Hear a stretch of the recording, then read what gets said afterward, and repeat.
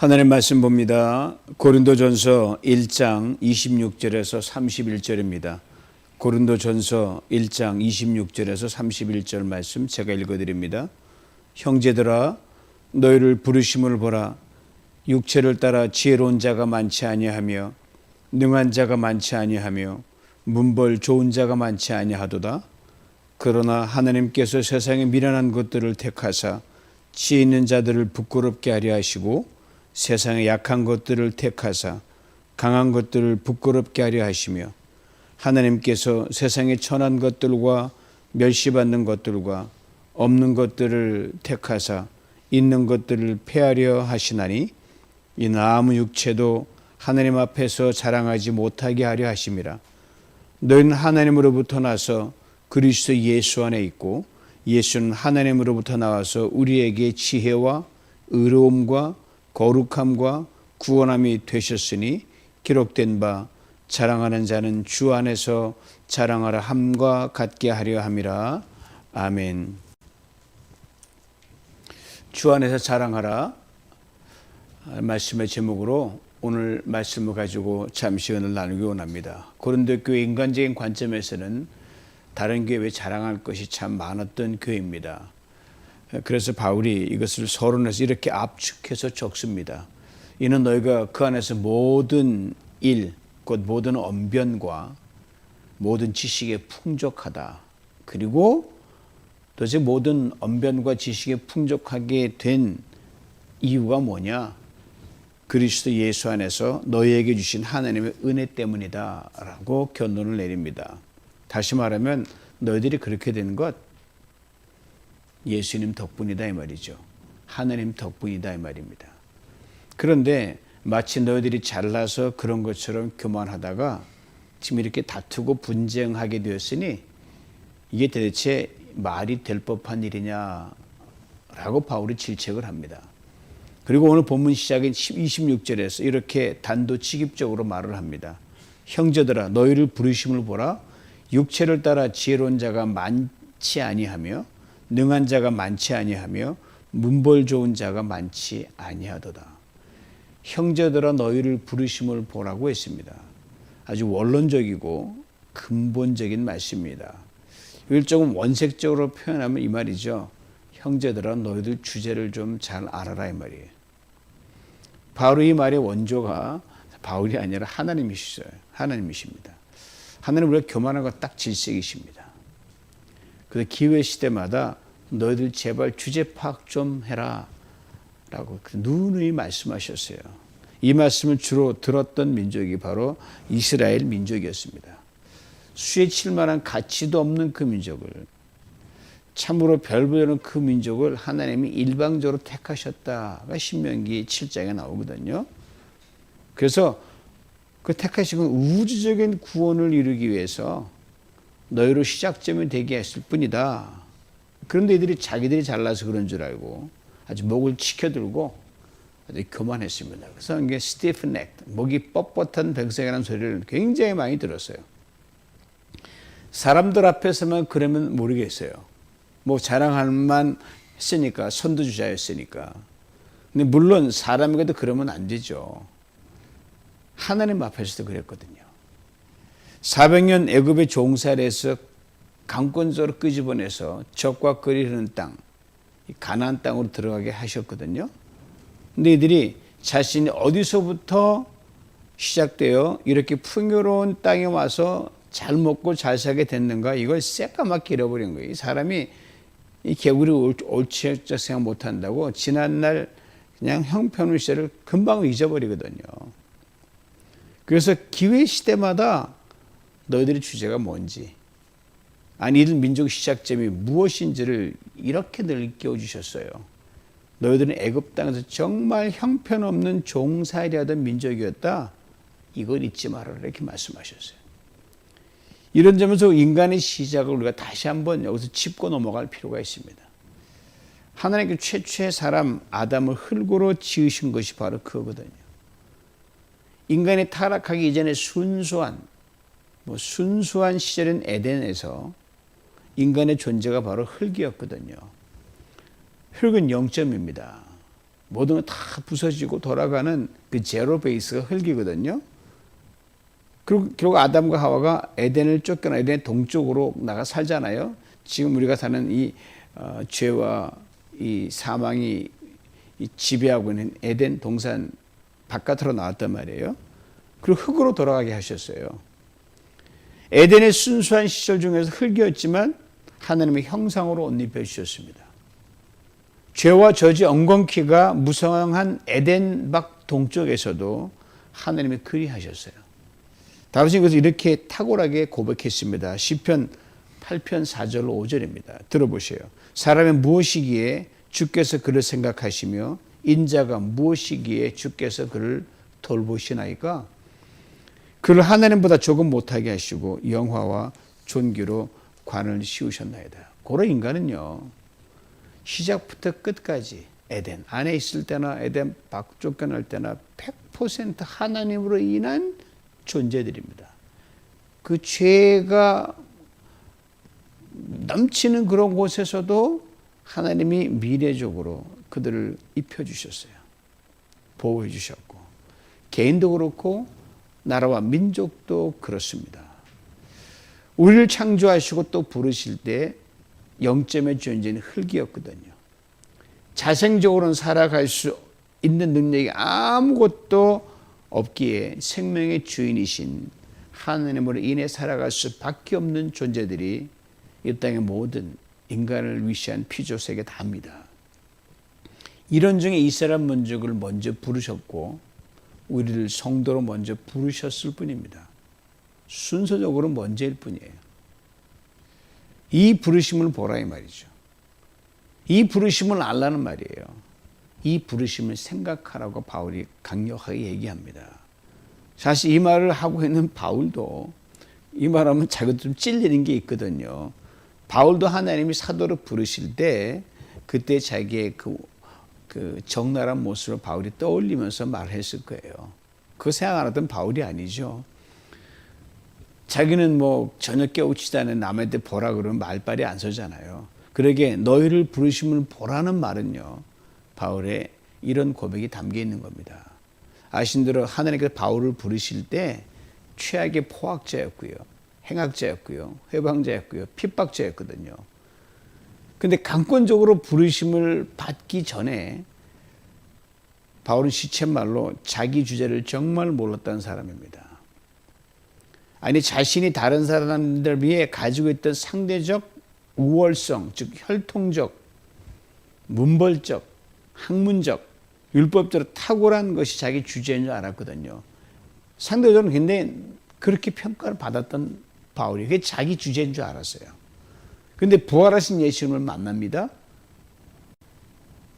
이것에 목숨 걸고 이거 자기의 존재를 그렇게 매달렸던 그것들이 너무 무가치하고, 아니 뭐 없는 게 아니라 비교하니까 자랑할 것이 하나도 없다는 거예요. 너무 창피한 걸 바울이 깨달은 거죠.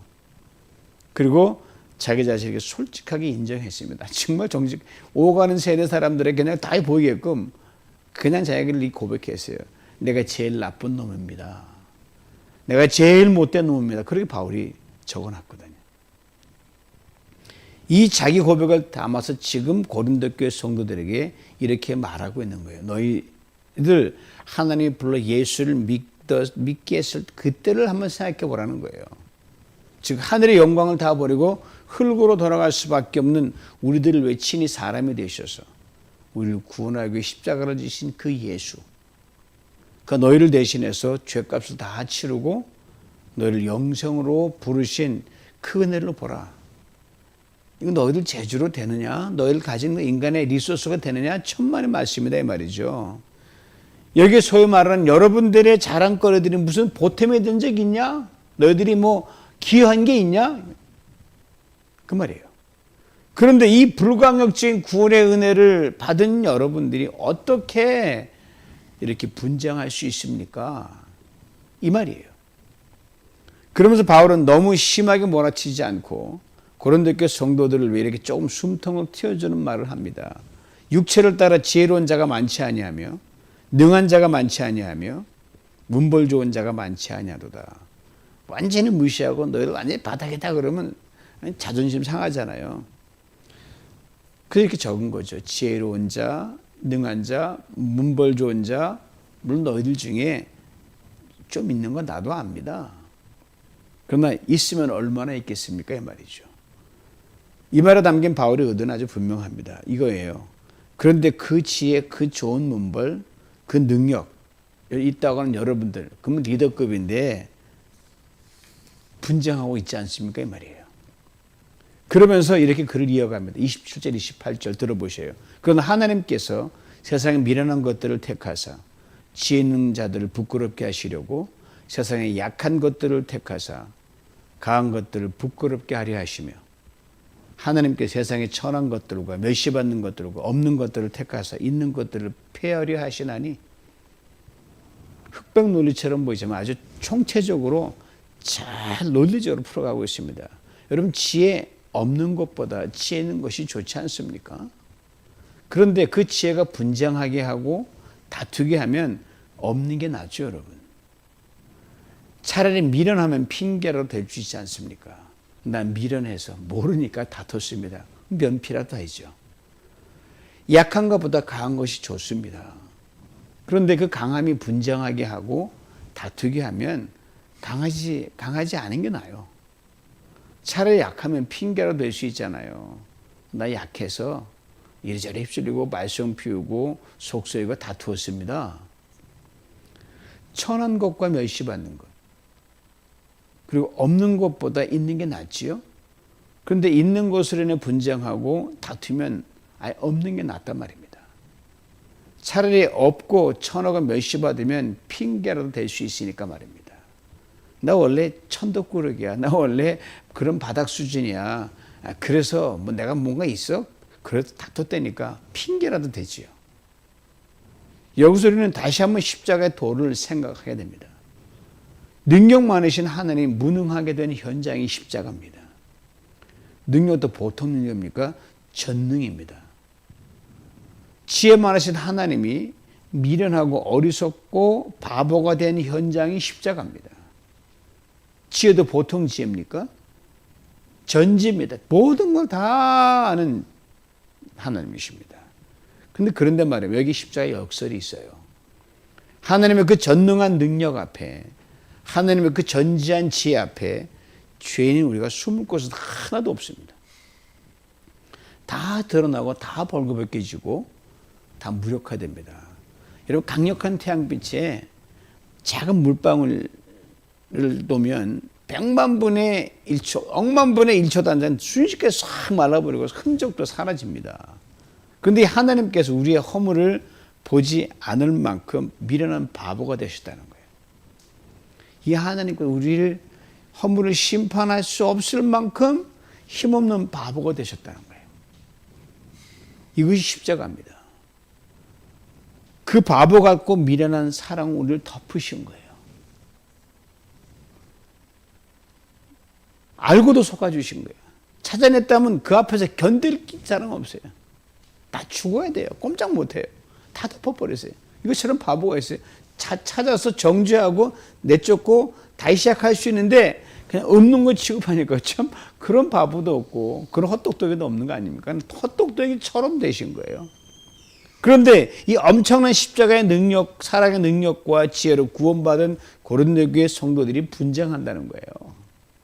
다툰다는 거예요. 내가 잘났다, 내가 똑똑하다, 참으로 무익하고 한심한 싸움을 하고 있다는 겁니다. 너희들의 능력, 지혜, 똑똑함, 좋은 문벌, 재물, 아니 그 어떤 것이 다 무슨 소용이더냐. 차라리 미련한 것이, 차라리 약한 것이, 차라리 천하가 멸시받고 아무것도 없는 존재가 되는 게 낫지 않느냐. 그러면 싸우면 이유라도 되지 이 말이에요. 너희들이 그렇게 자랑하는 그것들, 능력, 지혜, 똑똑함, 좋은 문벌, 재물, 이것도 또한 곰곰이 생각해. 너희들 스스로 만들어낸 거더냐? 어디서 온 거냐? 그것들이 말이에요. 예수 믿기 전에도 하나님이 긍휼에 너희들의 그만큼 준 것이고 예수 믿기 전엔 이거 자랑거리 됐을지 몰라도 십자가의 도를 깨달은 지금은 너희들의 자랑이 오직 서로 사랑하기에 사용돼야 되지 않느냐 이 말입니다. 이것을 예수님의 말씀으로 정리해보면 아주 명백해집니다. 지금 우리 신약 통독 요한복음을 지금 읽어가고 있잖아요. 오늘 분량의 마지막 요한복음 13장 아닙니까? 거기 이렇게 예수님께서 제자들에게 친히 말씀하신 대목이 있어요. 제가 지난주에 길라잡에 잠시 언급했던 내용입니다. 요한복음 13장 12절로 15절 말씀입니다. 그들의 발을 씻으신 후에 옷을 입으시고 다시 앉아 그들에게 이르시되 내가 너희에게 행한 것을 너희가 아느냐? 너희가 나를 선생이라 또는 주라 하니 너희 말이 옳도다. 내가 맞다. 내가 주와 또는 선생이 되어 너희 발을 씻었으니 너희도 서로 발을 씻어주는 것이 옳으니라. 내가 너희에게 행한 것 같이 너희도 행하게 하려 하여 본을 보였느니라. 선생 또는 주라는 그 위치에 있는 사람들은 소위 똑똑한 사람이 선생하잖아요. 바보 어떻게 가르칩니까? 지혜로운 사람, 강한 사람을 대표하는 그런 말이죠. 그래야 제자들을, 사람들을 앞서서 이끌고 본이 될 수 있기 때문입니다. 그런데 바로 선생 또는 주가 되기 위한 가장 선결적인 요건, 기준이 주님이 이렇게 말씀하셨어요. 뭐예요? 제자들의 발을 씻기는 거다 이 말이에요. 발, 가장 더럽고 추하고 때 묻은 곳이 발입니다. 누군가 이 발을 씻어주는 사람이 곧 선생이요 주라는 말씀이에요. 아주 역설도 이런 역설이 없어요. 또 맞고요. 다른 방법 없을까요? 아유, 선생이 제자들의 그 때 묻은 발을 씻어. 근데 다른 방법 없습니다. 오직 이길 뿐입니다. 남의 더러운 발을 씻어주는 것.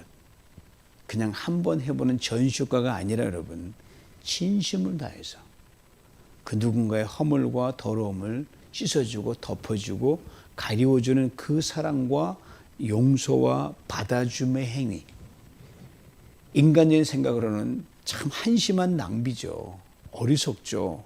바보스럽게 보입니다. 그러나 그것이 곧 선생이 할 일이요. 먼저 된 자가 할 덕목이라고 주님은 말씀하십니다. 잘 안 되더라도요. 원칙은 변하면 안 됩니다, 여러분.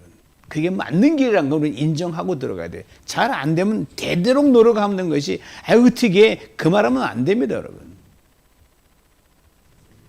그러게 바울이 이렇게 다시 편지를 써 내려갑니다. 오늘 보면 29절이에요. 이는 아무 육체도 하느님 앞에서 자랑하지 못하게 하려 하심이라. 그렇습니다. 우리를 주신 창조자 하나님께서 우리를 구원하시기 위해 우리의 모든 죄 허물을 다 떠안으면서 그토록 바보처럼 그토록 미련스럽게 십자가에서 죽으심으로 당신의 전능한 능력을, 당신의 전지한 죄를 내세우지도 자랑하지도 않으셨어요. 그런데 이 십자가의 구속의 은혜로 구원받은 너희들이 더 어떻게 무슨 명분으로 하찮은 인간의 지혜와 문벌과 능함을 자랑할 수 있겠느냐 이 말이에요.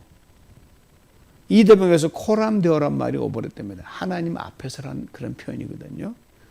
하나님이 바보같이 미련스럽게 십자가의 죽음으로 우리의 죄 허물을 다 가려주고 덮어주셨는데 그 누가 나 이것 때문에 하나님 앞 자신 있게 설 수 있습니다 라는 그 자랑거리 있냐?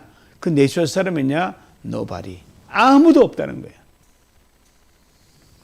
다시 말하면 사람들끼리 모이면 사람들 앞에 내가 좀 나아. 학벌도 좀 낮고 문벌도 있고 좀 재물도 그렇고 뭐 건강도 그렇고 내가 좀 높다 할 수 있을지언정 여러분, 하나님이 은혜로 그것도 조금 낮게 만들어 주신 거예요. 그것도 여러분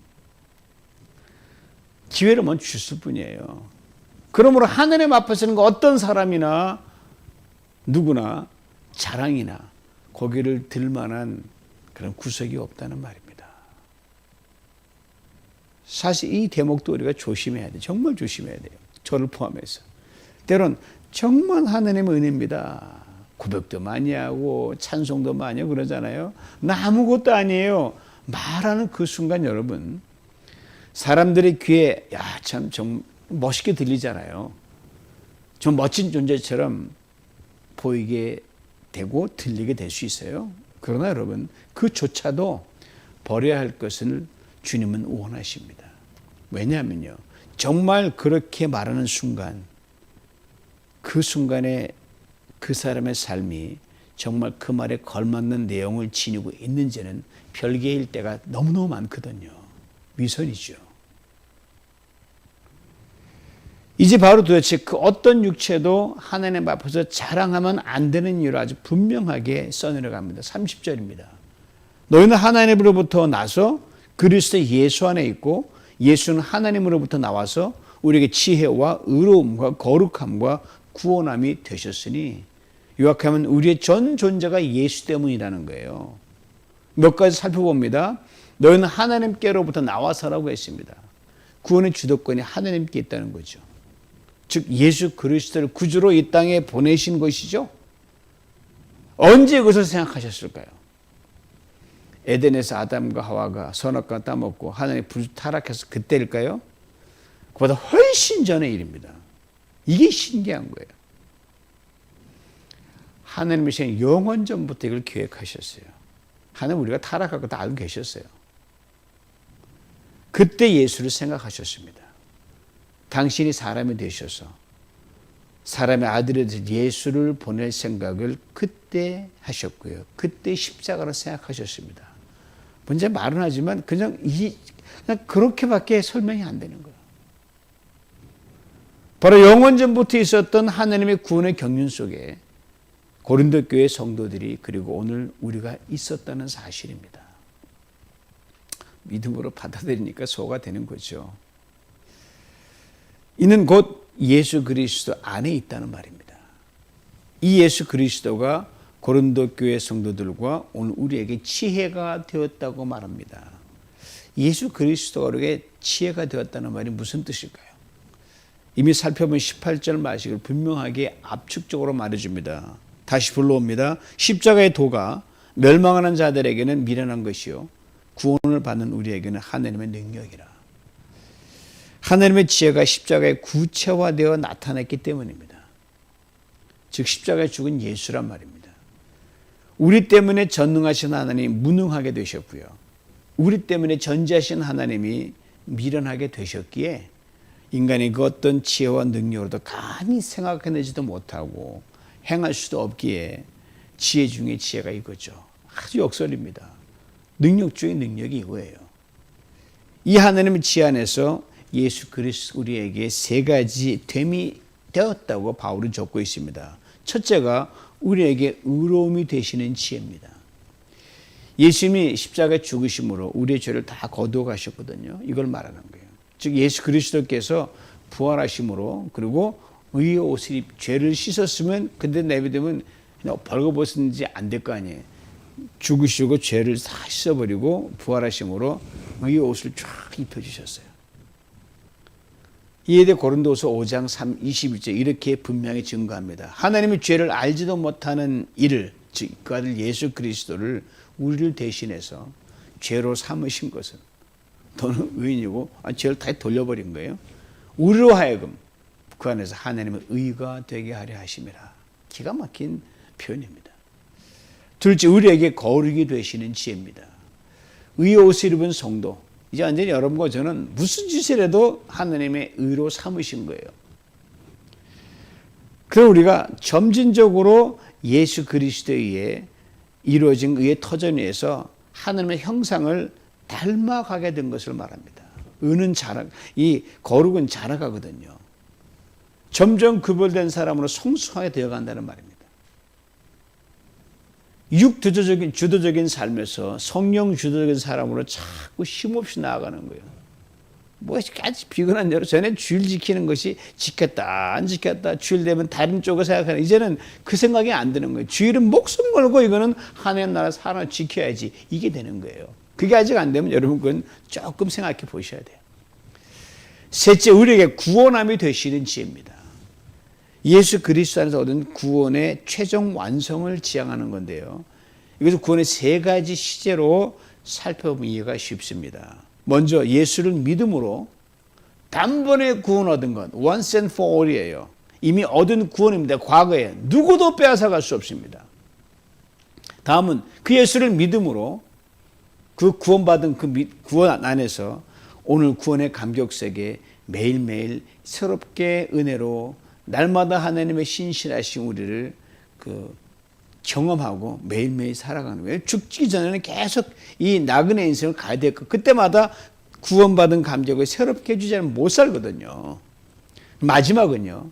예수를 믿음으로 지금 여기에서 이미 다 얻은 거예요. 하늘의 영광이 우리 것이 된 바입니다. 상속자가 되는 거예요. 그런데 육을 입고 다 누리지 못하니까 구원의 온전한 감격을 지금 못 누리니까 그날 언젠가 우리가 주님 앞에 설 때 그 천국에서 누리게 된다는 것. 미래적 사건이죠. 이미 구원을 얻었습니다. 과거. 그 다음에 지금 구원의 감격을 누리고 삽니다. 현재. 그리고 앞으로 완성을 누리게 될 겁니다. 이 구원하면 되는 게 예수 그리스도가 우리 지혜가 된다는 겁니다. 그러기에 성경은 이 구원에 대해 신비스럽게 말씀합니다. 우리의 구원이 처음 믿을 때보다 더 가까웠습니다. 좀 더 완성을 향하여 달려가기 때문에 그렇죠. 이미 완성된 구원입니다. 누리는 시점이 미래에 있을 뿐입니다. 세 가지로 적고 있지만 의로움이 되시고 거룩함이 되시고 구원이 되시는 것, 이게 시차를 두고 의로움이 먼저 왔다, 거룩이 왔다, 이게 아니라 예수 그리스도의 십자가를 통해 십자가를 돌아가실 때 이미 2000년 전에 죽으실 때 동시 발생적으로 다 우리가 나타난 은총과 하나님의 지혜입니다. 그래서 예수님 십자가에서 마지막 숨을 가파르게 내쉬면서 크게 소리 지시잖아요. 다 이루었다. It is finished. 그래서 영원전부터 생각하신 구원의 경륜 하나님이 주도하시고 예수 그리스도의 전적인 순종으로 완성이 되었습니다. 특별히 우리가 결코 잊지 말아야 할 것은요. 예수 그리스도로 인해 우리가 얻은 의로움, 거룩함, 구원에 대해서 우리가 아무것도 기여한 바가 없다는 거예요. 그게 하나님의 선물이라는 거예요. 흔한 말로 이 하늘 그 놀라운 구원의 완전 프리라이드, 무임승차한 거예요. 돈 한 푼도 안 내고. 그러게 바울은 이렇게 결론적으로 강하게 말씀합니다. 보면 31절이에요. 기록된 바 자랑하는 자는 주 안에서 자랑하라 함과 같게 하려 함이라. 기록된 바라는 건요, 바울이 분명히 프루프 텍스트거든요. 뭘 근거로 가지고 주장해야 될 거 아니에요. 바울이 근거로 삼는 성경 말씀이 바로 기록된 바입니다. 예레미야 9장 23절 24절 말씀이에요. 여호와께서 이와 같이 말씀하시되 지혜로운 자는 그의 지혜를 자랑하지 말라. 용사는 그 용명을 자랑하지 말라. 부자는 그의 부함을 자랑하지 말라. 자랑하는 자는 이것으로 자랑할지니 곧 명철에 나를 아는 것과 나 여호와를 사랑과 정의와 공의를 땅에 행하는 자인 줄 깨닫는 것이라. 나는 이 일을 기뻐하노라. 하나님 가장 기뻐하는 것, 여러분 부와 그러니까 아니, 나를 제대로 아는 걸 가장 기뻐하셔요. 요약하면 하나님 내게 하신 일만 자랑하라는 거예요. 예수 그리스도께서 행하신 일만 우리의 진정한 자랑거리란 말입니다. 그렇습니다. 성도 된 우리의 모든 자랑은 예수 그리스도 그가 행한 것에만 머물러야 됩니다. 추라도 알량한 우리의 행함에 있어서는 결코 안 됩니다. 그조차도 하나님이 의뢰하여 할 수 있도록 하셨기 때문에 가능한 것이 자랑할 게 없는 거예요. 이 예수 그리스도 그는 하나님이심에도 그가 하신 모든 일에 그 어떤 자랑도 없으셨어요. 어떤 크레딧도 받지 않으려고 했습니다. 종의 자락에 내려가셔서 죽기까지 순종하신 분이 예수입니다. 그러니 우리들은 두말할 필요가 없는 거죠. 입도 뻥긋 못하죠. 자랑 자체가 성립될 수 없는 것이 바로 성도의 삶입니다. 목사인 나는 더더욱 그렇죠. 귀한 것 같은 더더욱 자랑할 건덕지도 없는 거죠. 근데 내가 드러내려고 합니다. 너가 돋보이려고 합니다. 그래서 고린도 교회에 분쟁이 생기게 되었다는 말입니다. 분쟁의 원인은 여러분 멀리 있지 않습니다. 바로 겸손지 못한 나에게 있고요. 겸손지 못한 너에게 있고 우리에게 있습니다. 인간은 참 간사하거든요. 결코 자랑의 일도 아닌 것을 막 대단한 일인 것처럼 그것을 은혜라는 이름으로 은밀히 포장하면서 속으로는 인정받고 싶어하고 내세우라는 우쭐 심리, 자랑 심리, 이것이 우리를 결국은 병들게 합니다. 그리고 우리 교회는 많은 것이 없으니까 그래도 덜 자랑할 수 여건이니까 대단히 감사한 줄 여러분 아셔야 됩니다. 오늘 본문을 묵상하면서 예수님의 잔치집 비유가 문득 내리치더라고요. 비유의 내용을 요약하면 이렇습니다. 잔치집에 너희들이 가거들라 무조건 맨 끝자리로 내려가서 앉아라. 처음은 물론이고 중간도 아니고 끝에 두 번째도 아니고 무조건 끝으로 내려가서 앉아라. 이렇게 말씀하셨어요. 겸손을 일깨워주는 말씀이죠. 늘 이렇게 꼴찌 영성으로 살아가는다는 말이에요. 꼴찌면 어때요? 잔치집에 초대받은 것으로 감사하지 않습니까? 사실 끝자리가 가장 편한 자리예요, 여러분. 행복한 자리예요. 누구와 경쟁할 이유나 필요가 없잖아요. 누구 눈치 볼 일도 없잖아요. 체면 깎이는 일도 없잖아요. 뭐가 이렇게 차리고 뭐 맵시는 일도 없잖아요. 이것저것 거창하게 자랑할 거리 더욱도 없습니다. 그래서 잔치집 호스트에게 그저 나 같은 것 불러주셔서 감사합니다. 이것뿐이에요. 그러기에 밀려서 끝자리에 가서 창피당하지 말고 스스로 자원해서 내려가라 이렇게 말씀하시는 겁니다. 혹 조금이라도 더 나은 자리에 혹시 앉혀주면 그저 영광일 뿐입니다.